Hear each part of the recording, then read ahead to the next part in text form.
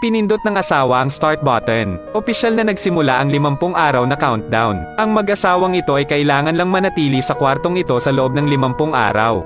Maaaring makatanggap ng gantimpala na nagkakahalaga ng $5 milyong. Isipin ang tungkol sa 50 araw ng pagkakaroon ng mga damit at pagkain nang hindi kailangang mag-alala. Ang mag-asawang ito ay parang mga anak ng langit. Masayang tumetalon-talon. Hindi ko akalain na kung masaya ako ngayon, kawawa ako mamaya. Walang bahid puting silid, walang telebisyon o anumang iba pang paraan ng libangan. May sopa at kama lang. May palikuran din. Kung tungkol sa damit at pagkain, hindi na kailangang mag-alala. Ibibigay ito ng mga organizer ng libre. Sa pangkalahatan, ang mga kondisyon ay medyo maganda. Puno ng kumpiyansa ang mag-asawa. Tuwang-tuwang tinatalakay ang buhay matapos manalo ng parangal. Gusto nilang kumita at kumita. Maglakbay sa buong mundo at mag-abuloy sa kawang gawa. Hindi naman talaga masama yon. Ngunit nagsimulang talakayin ang isyong ito. Masyado bang maaga? Hindi ba ito pagsubok? Nakita ko lang ang system na automatikong naghahatid ng hapunan, ay isang bote ng nutritional water na walang lasa. Sumimsim ang asawa na may pag-aasam sa mukha, nakakadismaya ng mga resulta. Agad siyang inaliw ng asawa. Mas masarap siguro ang almusal, okay. Sa paghihintay ng magdamag, bumangon si Mrs. ng alas 7 ng umaga para maligo. Magpalit ng damit at maghintay ng almusal. Hindi ko ine-expect na magiging nutritional water bottle pa pala ito. Hindi na kailangan pang sabihin. Sa mga susunod na araw ito ang kanilang pagkain. Nagsimulang mag-alinlangan ang asawa. Napatingin ang asawa sa orasan. Sana mabilis lumipas ang oras. Pero wala pang 2 araw. Inalo ni Mrs. ang binata na tumigil sa pagtitig sa oras. Parang mas mabagal ang paglipas ng oras. Umaasa si Mrs. na kailangan lang tumutok ng lalaki sa bonus. Okay, 1 araw na naman ang lumipas ng ganoon. Sa ikalawang araw, hinati nila ang kanilang oras. Gumising araw-araw sa alas 7, maligo, magsipilyo, mag-almusal. Sa umaga, maglaan ng oras para sa mga personal na libangan. Ang asawa ay mahilig magnilay. Ang asawa ay gustong tumakbo, maglalaro ng magkasama sa hapon tulad ng taguan.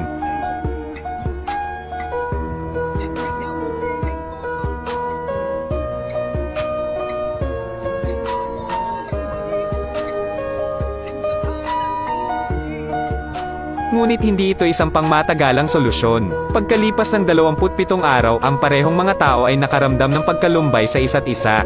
Ito na ang panahon. Nakatuklas ng bagong kaibigan ang asawa, ay isang namamatay na salagubang. Nagulat ang asawa, sa wakas hindi na nababagot. Natakot ang bata na mamatay sa gutom ang salagubang. Mabilis na kumuha ng pagkain para makakain ito. Hindi ko inaasahan na babalaan ako ng system. Ang pagkain ay para lamang sa mga kalahok. Hindi pinapayagan sa mga taong walang kaugnayan. Nakakapanghinayang yan, kasi kakabukas lang ng pinto, which means matatanggal na yung guy. Sa huli, ang batang babae lamang ang nagtiyaga sa loob ng 50 araw. Ang bonus ay mababawasan din sa $1 milyong. Kaya imposibleng mawala ng $4 milyong dahil sa isang bug. Malinaw na matalino. Pagkarinig nito, nalungkot ang asawa. Nag-away agad. Pakiramdam ng asawang lalaki ay walang pagmamahal ang kanyang asawa. Nagalit agad si Mrs. Sa hindi inaasahan dahil lang sa isang surot, nagalit ang asawa sa kanyang asawa. Ang asawa ay gustong mapag-isa. Sa hindi inaasahan, hindi sinasadyang natapakan ko ang isang bug. Sobrang nakakalito. Agad namang tumingin si Mrs. sa asawa at humingi ng tawad. Pero naisip ng asawa na sinasadya ni Mrs. Kaya 2 tao. Ang pagwawalang bahala sa isa't isa ay nagsisimula ng isang nakakainip na Cold War. Ang asawa ay may 2 posibleng pagkakataon na bumili ng libangan. Kaya nagpa siya ang asawa na bilhin ito. Pagkaraan ng 1 segundo, may asul na lapis ang asawa. Ang nararapat na bigyang pansin ay ang asul na kulay. Napaka hindi maintindihan ng asawa. Gumastos ang asawa ng $10 para sa isang lapis. At gumugol ng kalahating araw sa paggamit nito. Dahil ayaw kong gumawa ng kalokohan ang asawa ko. Nakayuko lang ang asawa at nakipagkasundo sa dati niyang asawa. Malinaw na hindi ito ang resulta na gusto ng mga organizers. Kaya may nangyaring kakilakilabot sa ikalawang araw. Biglang may lumabas na baril sa banyo. Hindi ko inaasahan na ganoon pala kaduda ang mga organizer. Agad niyang tinawagan ang asawa para pumunta. Sabihin sa iyong asawa na ihagis ang baril sa washing machine. Sa hindi inaasahang pagkakataon, na-trigger ang alarma. Ang washing machine ay para lamang sa mga damit. Sobra na ito. Wala silang choice kundi ihagis ito sa ilalim ng kama. Pagkatapos nito ay inaliw nila ang isa't isa. Huwag hayaang maimpluwensyahan ng mga organizer ang kanilang mga damdamin. Bukod dito, marami pa ring mga kaganapan sa likod. likod. Noong gabing iyon, isang magandang babae ang dinala ng mga organizer. Nakahubad ang babae. Natigilan ang asawa nang makita ito. Nag-aalinlangan din si Mrs. nang makita niya ito. Pagkakita sa asawa na parang mababaliw na, agad namang nagpaliwanag ang asawa na hindi niya ito kilala. Pinipigilan ng asawa ang kanyang galit, ngunit hindi siya kilala ng asawa. Nakikita pa rin kung ano ang ginagawa ng lahat. Mabilis na kunin ang mga damit at ibigay sa dalaga na isusuot. Kalmado ang bagong asawa. Hinubad ang sando niya at ibinigay sa dalaga. Walang imik, isang lalaki at dalawang babae sa isang kwarto. Ano ang dapat nating gawin para magkasundo tayo? Isang bukas at palabas na babae. Niyaya muli ang asawang sumayaw. Pinuri lang ang larawang iginuhit ng asawa. Dahil doon ay mas gustong makausap ng asawa ang dalaga. Hindi talaga nakatiis si Mrs. Tawagan ang asawa at tanungin siya kung paano lutisin ang problema. Nauutal na sabi ng asawa. Hindi daw siya apektado. Dahil hindi niya naisip na matutuloy ang eksperimento gaya ng ipinangako. Kapag oras na para matulog, isa lang ang kama. Ipinakita muli ng asawa ang kanyang pagmamahal. Sabihin mong matutulog ka sa sahig. Asawa at siya ay natutulog sa kama. Pagkarinig ay sinabi agad ng dalaga na sobrang lamig sa sahig. Baka hindi siya makatulog, o kaya aalis na siya bukas. Agad namang nalungkot ang asawa. Kailangan ng asawa ko ang atensyon mo. Kaya natulog din ang asawa sa kama. Napatingin kay Trang ang asawang nakahiga sa gitna at inikat din ang sitwasyon. Sa ikatlong araw, natuklasan ng asawa ang nakagigimbal na pangyayari. Wala nang makita ang dalaga at sando na lang ang natira sa ulunan ng kama.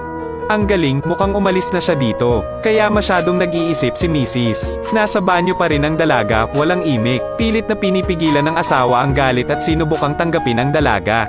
Hindi alam ng asawa na ang pagpunta sa banyo ay isang oras lang.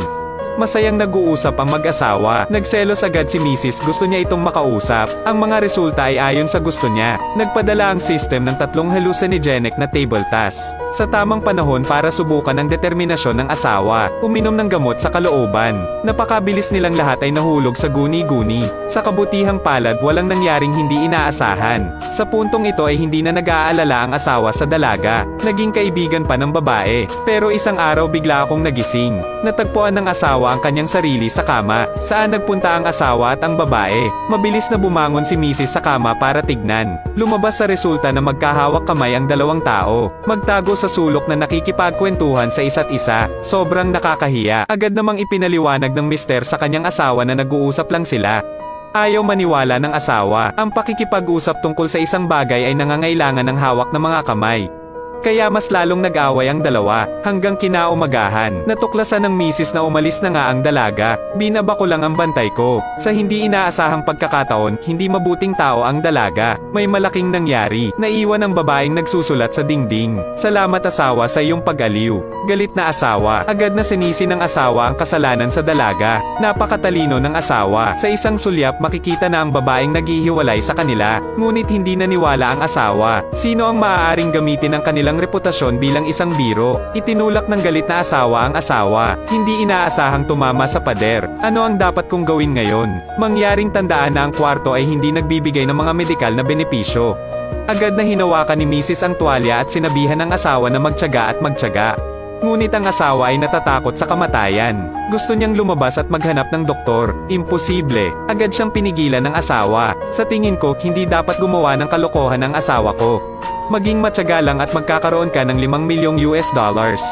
Lalong nalungkot ang asawa nang marinig ito. Pakiramdam niya ay pera lang ang iniintindi ng asawa. Walang pakialam sa buhay o kamatayan niya. Kaya nagpasya siyang talikuran ang laro. Nakita ang asawang naglalakad palapit sa pinto. Lalong nabalisa ang asawa. Wala siyang choice kundi kunin ang baril. Pananakot sa asawa na gumawa ng tamang desisyon. Sa hindi inaasahan, kabaligtaran ang nangyari. Binuksan ng asawa ang switch nang hindi lumilingon. Saka umalis. Nakita ito ng asawa at agad na bumagsak sa lupa. Konting misunderstanding lang. Nang walang $4 milyong na natitira, sumuko siya at nanlumo.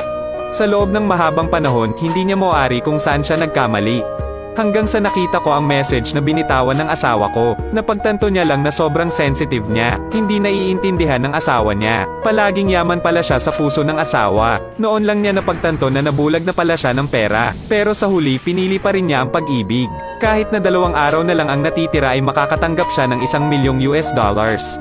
Nagpasya pa rin siyang talikuran ang laro. Sa pagtatapos ng pelikula ay nakahanap siya ng asawa, at mamuhay ng walang kahihiyan at kahihiyan sa kanyang asawa.